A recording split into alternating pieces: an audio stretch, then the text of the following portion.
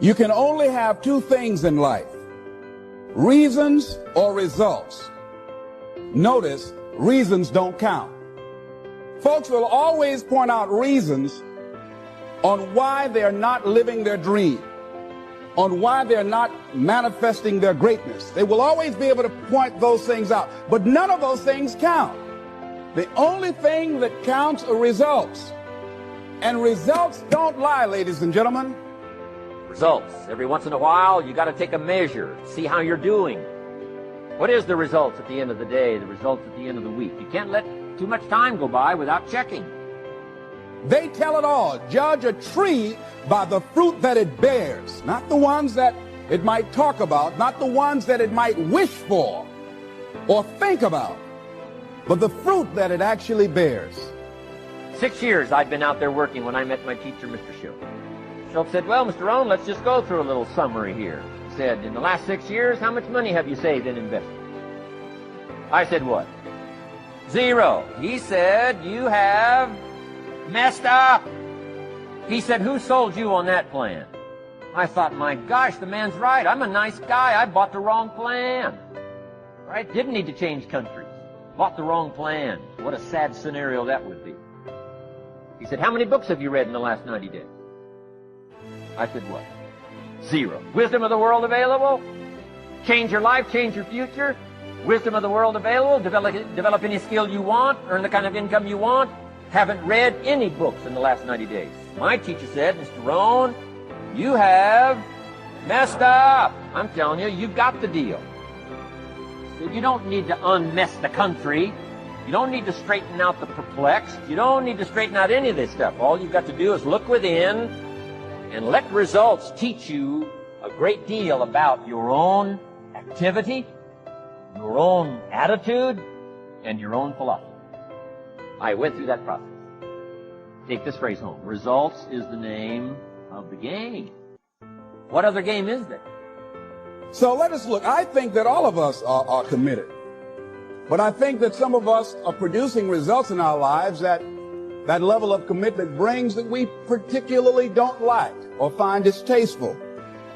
I don't think that as a participant in life, you cannot be committed. You're either committed to mediocrity or you're committed to greatness. You're either committed to being productive or you're committed to being non-productive. You're committed to being happy or you're committed to being unhappy. See, whatever you're doing, however you spend your time, that tells you who you are. So think about what it is you like to create in your life experience. Once I look at how you commit your time, I can tell you exactly what you're committed to. People that say they have dreams or want to open a business or want to do something differently than what they're now doing, they don't like their jobs, they're unhappy, they're unfulfilled. People who say they want to improve their income level, look at how they spend their time. How they spend their time, the commitment of their time, how they use that will really tell the truth. People who said, I'd like to do better, but you don't find them in vocational or technical schools, upgrading their skills and their knowledge, how they spend their time, that will tell you what's going on. People who say they want to normalize their weight, they want to be healthy, but every time you see them, they're eating, that will tell you that they're committed to being obese for the rest of their lives. People tell you they want to stop smoking and they're lighting up at that time. Folks that say, I want to stop drinking, and every time you're in their face, they're reeking with alcohol, that will tell you what's going on. Don't have to listen to what they say, just watch what they do. Commitment shows up in your life in what you do. And you think greatness goes on sale, but true quality never goes on sale. It's wrong for you to think that you're going to give an offering and God's going to bless a business you ain't committed to. Bless a marriage you ain't committed to. Bless you in school and you won't study. Who do you think God is? Somebody playing in Vegas? God is not hitting a slot machine. You can't get out of something that you're not willing to put into it. You have to put your everything, your mind, your energy, your effort, your discipline, your tenacity. Nothing is going to jump out the fire if you don't throw something in there. It's not going to happen. You better be committed or you ain't going to make it. On the other hand, you can make the commitment to your life that you don't like the results that you have. and that you're going to do something about it. See, that power is available to all of us. People who look at life and decide, I want something different for myself. Why is it that people are frightened by commitment? Because when you say the word commitment, that intimidates a lot of people. Why? Because it means you have to deliver. See, most people, you ask them, hey, look here, I'd like for you to do this. They'll say, I'll try. I'll try means that is my escape clause. When I don't come through, it's really a polite no. I don't have the courage to tell you no, so I'll tell you I'll try. Hey, look here, I need you to come to this meeting. I'll try. I say, what do you mean? You're going to lean toward the meeting? Try and sit down. You either do or you don't. Try and take this pencil out of my hand. You either do or you don't. There's no such thing as try. So most people like to use that language. They don't want to commit themselves because commitment means, among many things, no excuse is acceptable. That's what it means. No excuse. That if you decided that you're going to do this, if it becomes hard, then do it hard. If it's difficult, so what? Here's all life asks us to do: make measurable progress in reasonable time. Just take home that little phrase, good phrase. We're asked in life simply to make measurable progress in reason. Let me tell you what happens when you don't keep your commitment. Number one, it begins to deplete your self-esteem and it erodes your self-image. It weakens your faith in yourself. You don't feel good when you don't keep your commitments.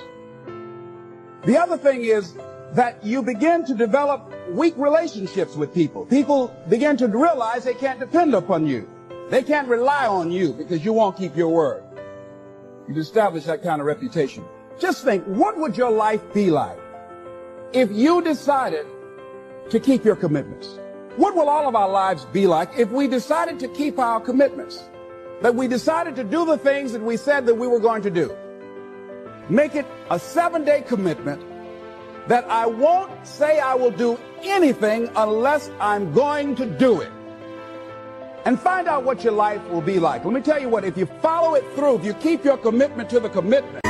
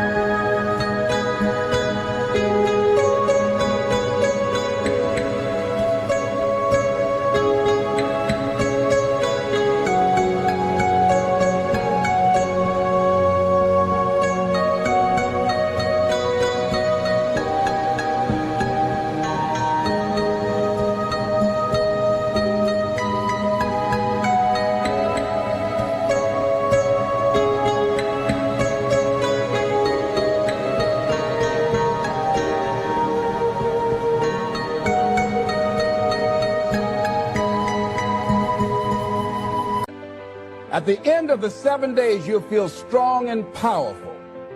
Because by honoring your commitment, each time that you do, that empowers you.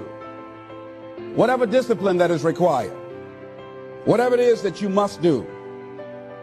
My most precious gift in my life, next to my wife and my kids, is my library.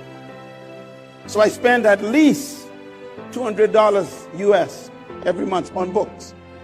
Someone said to me one time, how can you afford to spend that amount of money on books? I said to him, if you think knowledge is expensive, try ignorance. Then I told him, I can't afford not to buy the books. Whatever you invest in, you become good at. Whatever you invest in, you become good at. You need to invest in your development. Some of you invest in clothes, and I like good clothes too. You pay 200 pounds for a shoe, 300 pounds, 400 pounds for a suit, and then nothing on books. And you have to invest in your development. So I'm suggesting, number one, commit yourself to live in the present. Many of us are not able to move forward and develop and manifest our greatness because we spend so much time looking back or worrying about the future.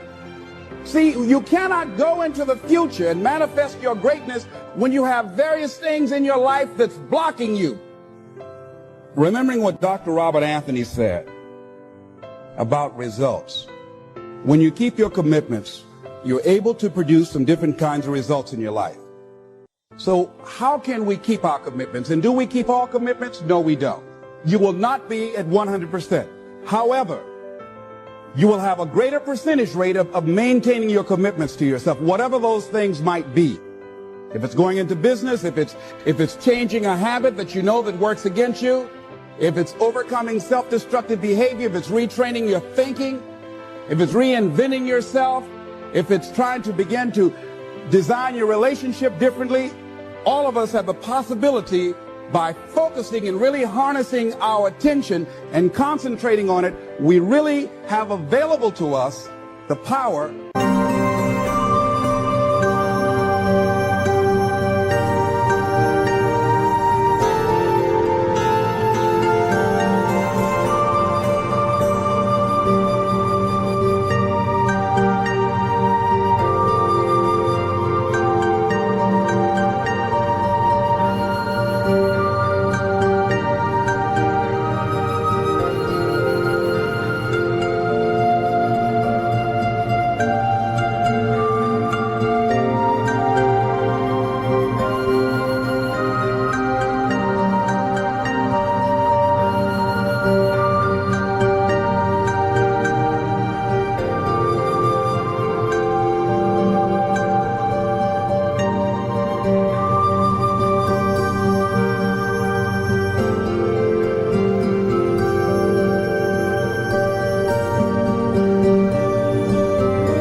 to honor our commitments in those particular areas. So number one, make it priority. See, no one would go get on an airplane if you thought your chances of getting there to your destination were as good as your luggage. Am I correct? See, and I say the reason that you will reach your destination more times than your luggage will is because the airline, and I'm glad that they do, has made it a priority to move the human beings from one point to the other safely. So I'm not really upset when my luggage doesn't show up. I'm glad they delivered me. So if you want to honor your commitment, whatever you decide that you're going to do, make sure you make it important. Make sure it is priority. Keep it before you. The other thing is, whatever that you want to do, whatever you want to begin to create and beginning to manifest your greatness and strengthening your level of commitment, and it's really exercising your will, find something that you want to do on your goal, one action step, but make sure it stretches you, that it challenges you, but it's doable, that you can do it. This year I decided that I was going to exercise. So I started out doing just 10 setups and 10 push-ups. I know I can do that and not get upset about it. I can do that without thinking. So I started out small. Now I'm up to 50. But if I try to do 50 starting out, I wouldn't still be doing it. That strengthens your will. So my commitment now is strengthened and fortified by the activity of actually doing it. So now I can expand and build from there.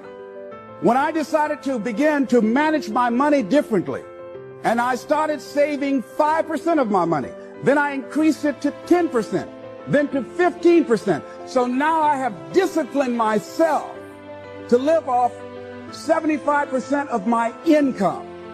I took discipline to do that, but I started watching how I was spending my money. I started keeping a log and following myself.